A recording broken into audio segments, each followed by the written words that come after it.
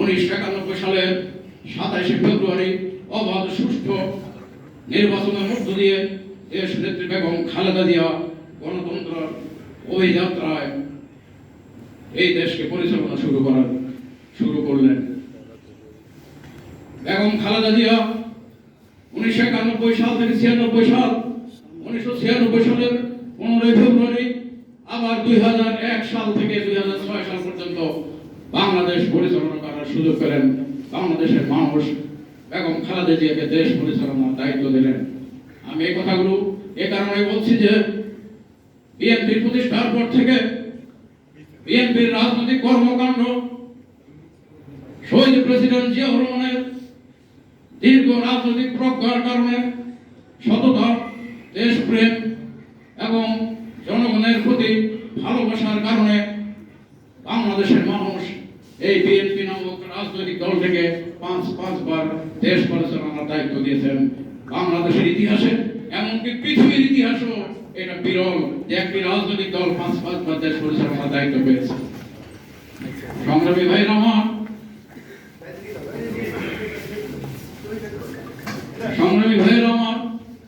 আমি যে কথাটি বলতে চাই, শহীদ প্রেসিডেন্ট জিয়াউর রহমান এই দেশে ক্ষমতা পেয়ে দেশ পরিচালনার দায়িত্ব পেয়ে প্রথমেই শেখ মুজিব কর্তৃক প্রণীত বাকশাল বিলুপ্ত করে, একদলীয় দুঃশাসন বিলুপ্ত করে এদেশে বহুদলীয় গণতন্ত্র প্রতিষ্ঠার পথ সুগম করলেন। সংবাদপত্রের স্বাধীনতা দিলেন, জনগণের মৌলিক অধিকার প্রতিষ্ঠার সুযোগ দিলেন, যার ধারাবাহিকতায় বাংলাদেশ জাতীয়তাবাদী দলকে এদেশের মানুষ তাদের অন্তরের অন্তঃস্থলে আসন করে দিয়েছে, বারবার ক্ষমতাসীন হয়েছে। সেই জন্য আমি বলতে চাই, বাংলাদেশ জাতীয়তাবাদী দল প্রতিষ্ঠার 47 বছরে অর্জন করেছে, এদেশে গণতন্ত্র প্রতিষ্ঠার পথ সুগম করেছে বারবার, এদেশের মানুষের অধিকার প্রতিষ্ঠার লড়াই আত্মবলিদান দিয়েছে রাজপথে বারবার, সংগ্রামের পাকে পাকে স্বৈরাচার বিরোধী আন্দোলনের প্রতিটি মোড়ে মোড়ে বিএনপির লাখো নেতা কর্মী আত্মবিসর্জন দিয়েছে। অর্জন দেশকে পাঁচবার পরিচালনা করার সুযোগ পেয়েছে। যতটা অর্জন তার চেয়ে অনেক বেশি ত্যাগ স্বীকার করতে হয়েছে বাংলাদেশ জাতীয়তাবাদী দলকে। নির্যাতিত হয়েছে দেশনেত্রী বেগম খালেদা জিয়া, নির্যাতনের নিষ্ঠুর চালা হুকুম হয়েছিল বিএনপির ভারপ্রাপ্ত চেয়ারম্যান জননেতা তারেক রহমানের উপর। নির্যাতনের সীমাহীন নিষ্ঠুর চালিয়ে সমগ্র বাংলাদেশের বিএনপির নেতা কর্মীদেরকে স্তব্ধ করতে চেষ্টা করা হয়েছিল। বাংলাদেশের আবহাওয়ার জনতার উপর, বাংলাদেশের নেতা কর্মীদের উপর বিএনপি, ছাত্রদল, যুবদল, স্বেচ্ছাসেবক দল, মহিলা দল, অন্যান্য অঙ্গ দল সহ সর্বস্তরের নেতা কর্মীদের উপর নির্যাতন চালিয়েছে। এই সীমাহীন ত্যাগের বিনিময়ে বাংলার মানুষ পাঁচবার এই দলকে ক্ষমতায় আসীন করেছে, দেশ পরিচালনা করার সুযোগ দিয়েছে। আমি আর বক্তব্য দীর্ঘায়িত করব না, আমি আর একটি কথা বলে আমার বক্তব্য শেষ করতে চাই। সেটা হলো নির্বাচন নিয়ে দেশি বিদেশি ষড়যন্ত্র।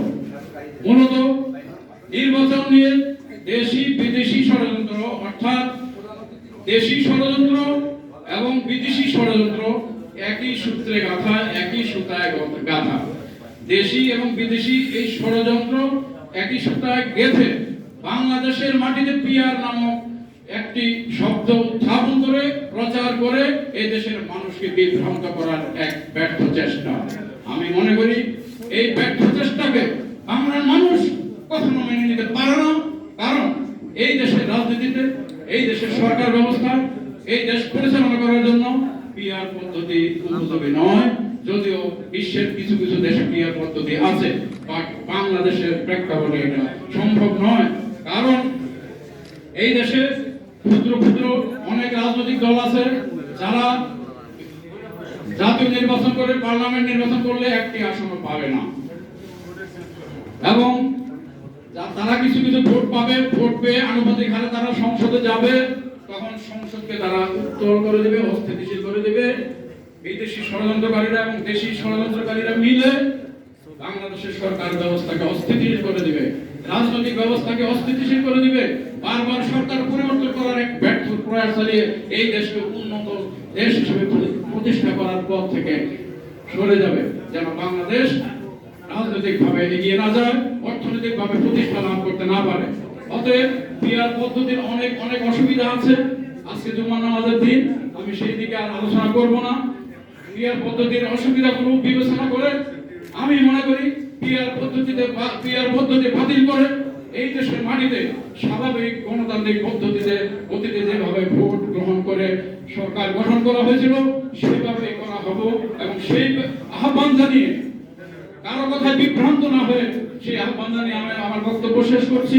এবং আপনারা যারা উপস্থিত আছেন, আপনারা সাপ্তাহিক বন্ধের দিন নিজ নিজ এলাকায় যে গ্রামের মানুষদেরকে এই কথাগুলো বুঝাবেন। আল্লাহ হাফেজ। বাংলাদেশ জিন্দাবাদ, জাতীয়তাবাদী দল জিন্দাবাদ, শহীদ প্রেসিডেন্ট জিয়াউর রহমান অমর হোক।